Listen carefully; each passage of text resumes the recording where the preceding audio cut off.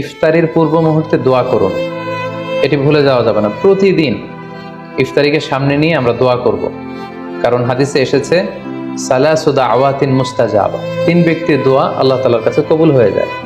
এই দোয়া আল্লাহ কখনো ফিরিয়ে দেন না। এর মধ্যে একটা দোয়া হচ্ছে দাওয়াতুস সাইম, রোজাদারের দোয়া আল্লাহ কখনো ফিরিয়ে দেন না। দাওয়াতুস সাইমি মাকবুল, এটা আল্লাহর কাছে কবুল হয়ে যায়।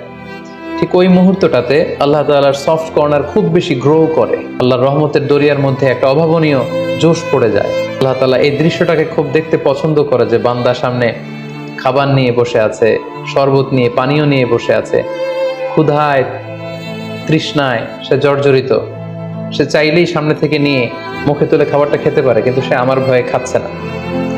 তখন আল্লাহ তাআলা এই দৃশ্যটা দেখতে বড্ড পছন্দ করেন। ঠিক এই মুহূর্তে আপনি যখন বুদ্ধি করে আল্লাহ তাআলার কাছে চাইতে শুরু করবেন, কায়মনো বাক্যে চোখের পানি ছেড়ে, আপনি চাইতে দেরি হবে, এই দোয়া আল্লাহ তাআলার কাছে কবুল হতে দেরি হবে।